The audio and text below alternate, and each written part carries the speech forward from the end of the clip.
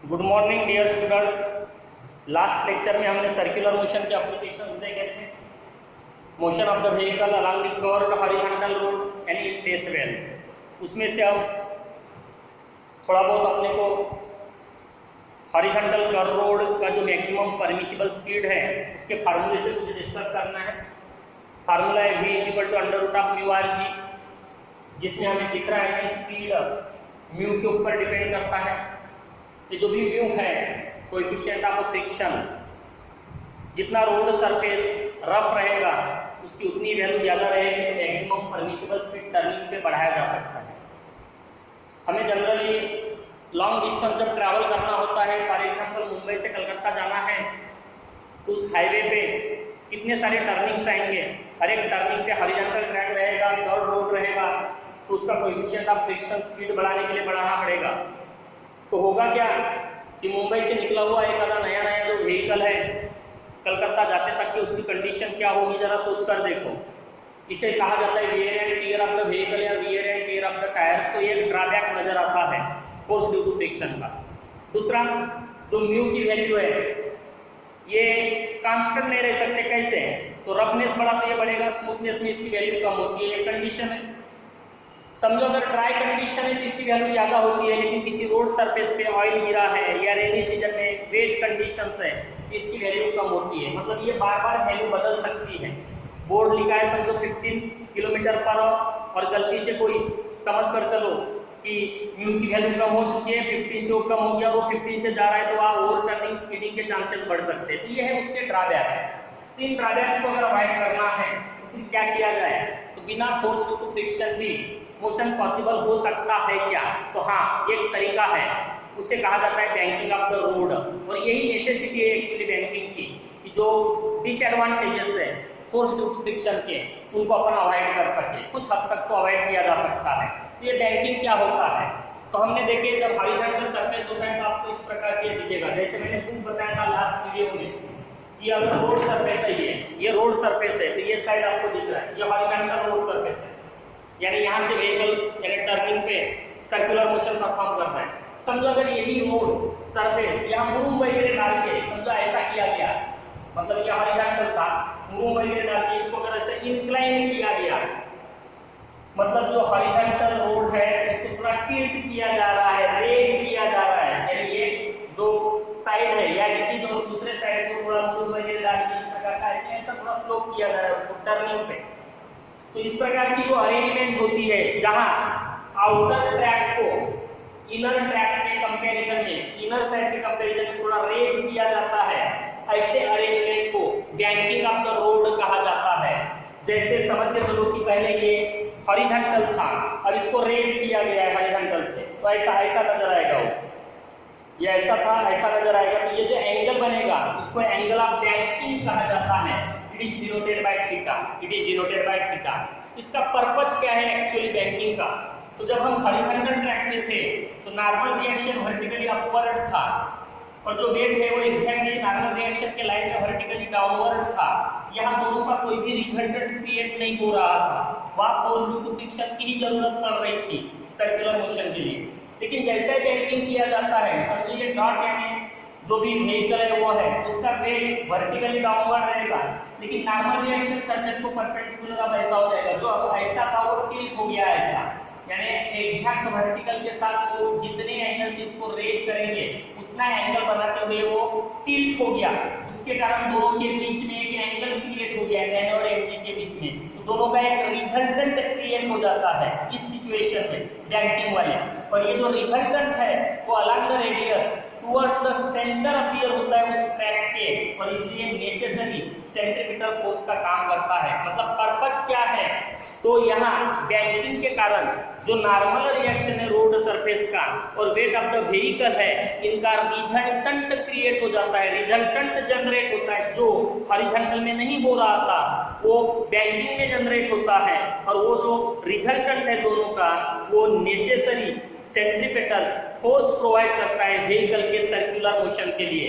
तो अब ये जो भी फार्मूला हम यहाँ देखेंगे वेलोसिटी का जो सेफ स्पीड लिमिट भी कहा जाता है, तो बैंकिंग ट्रैक के लिए वो क्या रहेगा, without considering the friction. Friction को फिलहाल हमें नहीं लेना है, इसका मतलब ये नहीं कि फ्रिक्शन नहीं रहेगा, फ्रिक्शन रहेगा, हम एलिमिनेट नहीं कर रहे उसको, लेकिन फिलहाल हम उसको इग्नोर करके चलते हैं कि समझ के चलो, उसको इग्नोर करके हम चले तो सेफ स्पीड लिमिट का फार्मूला क्या मिलेगा। तो हम यहाँ जो भी व्हीकल है समझो उसका मास स्मॉल है, it is moving with velocity v on the horizontal की जगह हम यहाँ कहेंगे curved bend road of radius r। तो consider a vehicle of mass m moving with velocity v along the curved bend road. तो समझो अगर ये कर्व्ड बैंड रोड है, वो ऐसा आपको ऐसा ना दिखते हुए ये जो साइड है वो ऐसा दिखेगा और ये व्हीकल है। तो यहाँ डायग्राम में मैंने वही बताया है, व्हीकल यानी ये जो डब्बा बताया गया है वो व्हीकल है समझो। ये डॉट यानी उसका सेंटर ऑफ ग्रेविटी जो कि वेट एक्ट होगा डाउनवर्ड रहेगा, नॉर्मल रिएक्शन इस सरफेस को परपेंडिकुलर रहेगा, सरफेस को परपेंडिकुलर। तो इस पर्टिकुलर सिचुएशन में व्हीकल के ऊपर दो ही फोर्सेस एक्ट होते हैं, वो होता है उसका वेट mg वर्टिकली डाउनवर्ड या normal reaction vertically upward. It is perpendicular to the surface. पहले सरफेस देखो एक बार और, पहले सरफेस ऐसा था इसलिए ऐसा था नॉर्मल रिएक्शन, अब सरफेस ऐसा नहीं है, ये बैंड हो चुका है तो नॉर्मल रिएक्शन ऐसा हो गया। यानी वर्टिकल के साथ जितने एंगल से उसको रेज करोगे उतना ही एंगल बनाते हुए वो अपीयर होता है। और इसलिए यहाँ ये एंगल ऑफ बैंकिंग थीटा है तो ये एंगल थीटा हो जाएगा। तो देखो the forces acting on the vehicle are weight mg vertically downward या normal reaction vertically upward, normal reaction vertically upward. यहाँ अगर हम n को नॉर्मल रिएक्शन को रिजॉल्व करते हैं दो कंपोनेंट में, एक वर्टिकली अपवर्ड वाला कंपोनेंट और दूसरा हॉरिजॉन्टल कंपोनेंट। तो वर्टिकली अपवर्ड कंपोनेंट अपीयर होगा जैसे ये डॉट है, ये n है, जो वर्टिकल ये एंगल थीटा है, ये n है, तो थीटा किसके साथ एंगल बनता है वो अपीयर होता है n cos थीटा और इधर वाला पार्ट रहेगा n sin थीटा। अब n cos थीटा के अपोजिट डायरेक्शन में mg अपीयर होता है, therefore they balance each other and hence we can say n cos theta equal to mg जो मैंने इक्वेशन 2 लिखा है। Now this n sin theta actually appears resultant of normal reaction and mg। अगर आप solve करके देखोगे vector इससे तो आपको n sin थीटा ये दोनों का रिजल्टेंट मिलेगा। यहाँ उसको सॉल्व करके देखने की जरूरत नहीं, हम केवल ये कहेंगे जो हॉरिजॉन्टल कंपोनेंट है नॉर्मल रिएक्शन का, it appears along the radius toward the centre of this curved bend road and it acts as the centripetal force for the vehicle and therefore n sin theta is mv²r। Say equation 1, equation 1 divided by equation 2, n sin theta by n cos theta, n cancel हो जाएगा, इधर बचेगा हमारे लिए tan theta, उधर मास cancel होकर बचेगा v²/rg और इसलिए फिर v² हो जाएगा under root of rg tan theta, v² equal to rg tan theta and therefore v equal to under root of rg tan theta. इसमें अगर हम यहाँ से अगर देखते हैं तो थीटा के लिए भी फार्मूला बनाया जा सकता है, it is tan inverse v² divided by rg। अगर इस फार्मूले में जाते हो तो v equal to rg tan theta, the value of safe speed limit जिसको कहा जाता है depends on the radius of the curved bend road, जो कि फॉर द पर्टिकुलर टर्निंग, बार बार तो टर्निंग चेंज होने वाली नहीं है, जो बनाया गया है वो ऐसा ही है, तो रेडियस कांस्टेंट है, प्लेस से नहीं, यानी वो डिपेंड करता है केवल थीटा के ऊपर। तो थीटा भी फिक्स रहेगा, वो डिपेंड करेगा किस प्रकार से उसको टिल्ट किया गया है, कितना रेज किया गया है। इसलिए जो मैक्सिमम परमिसिबल स्पीड है फॉर द पर्टिकुलर ट्रैक कैसा हो गया, वो कांस्टेंट हो गया। There is no mass term, कहीं भी मास टर्म नहीं है। मतलब अगर व्हीकल वेरी वेरी लाइट है जैसे कार जैसा, या वेरी वेरी हेवी है, तो दोनों के लिए सेफ स्पीड लिमिट जो है वो सेम अपीयर होती है, because it is independent of mass of the vehicle. Similarly अगर हम एंगल ऑफ बैंकिंग में आते हैं तो इट आल्सो डिपेंड्स ऑन से v, r and g but independent of mass of the vehicle, that means for the given curved band road जो भी angle of banking है वो बार बार व्हीकल के अनुसार चेंज करने की जरूरत नहीं तो ऐसा होता कार आया नीचे लेके जाओ, ट्रक आया ऊपर उठाओ, कार के लिए नहीं इतना होना, ट्रक के लिए इतना होना, लेकिन ऐसा नहीं है क्योंकि ये डिपेंड नहीं करता किसके ऊपर, मास के ऊपर।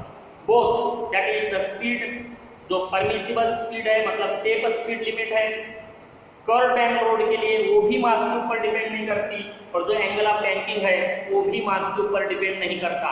ये जो फार्मूला मिलता है इट इज इग्नोरिंग, मतलब इग्नोर करके किसे, फोर्स ड्यू टू फ्रिक्शन को, मतलब वो है क्या, नहीं है ऐसा नहीं है, लेकिन यहाँ हम फार्मूला डिराइव करने की कोशिश कर रहे हैं कि without the force due to friction वो क्या रहेगा।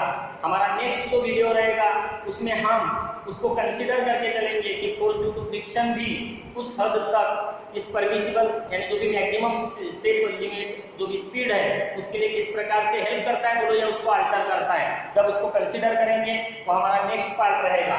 एक बार और देख लो, जो बैंक रोड है उस समय जब व्हीकल को हम देखते हैं मूव होते हुए तो उसके ऊपर दो फोर्सेस से ही एक्ट होते हैं। एक है उसका वेट mg वर्टिकली डाउनवर्ड, और दूसरा है नॉर्मल रिएक्शन जो कि रोड सरफेस को परपेंडिकुलर होता है।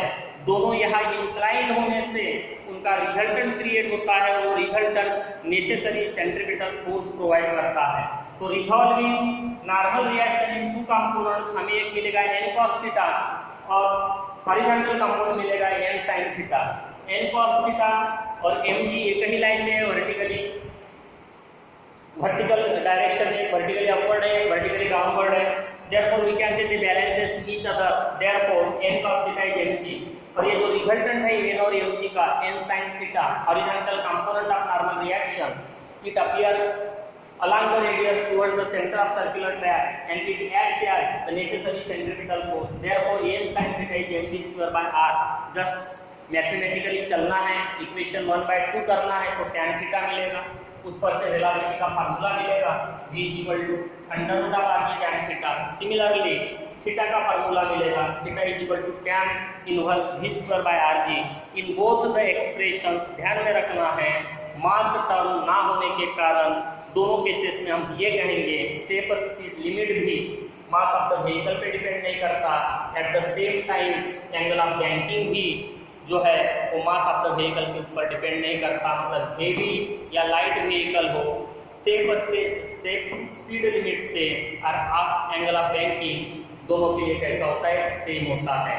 अब हम नेक्स्ट इसमें अगर यहाँ फोर्स ड्यू टू फ्रिक्शन भी कंसीडर किया जाता है तो उसमें भी दो केसेस अराइज होती है, क्योंकि व्हीकल जो भी है आवश्यक नहीं इसी स्पीड से मूव होगा, कभी वो इससे स्पीड कम भी हो सकती है तो कभी इससे स्पीड ज़्यादा भी हो सकती है। अगर स्पीड कम है फोर्स ड्यू टू फ्रिक्शन किस प्रकार से एक्ट होगा, अगर स्पीड इस सेफ स्पीड लिमिट से ज़्यादा है तो फोर्स ड्यू टू फ्रिक्शन किस प्रकार से एक्ट होगा और उसका क्या रोल रहेगा, मतलब ये स्पीड जो है वो किस प्रकार से अल्टर होगी, ये हमें नेक्स्ट वीडियो में डिस्कस करना है।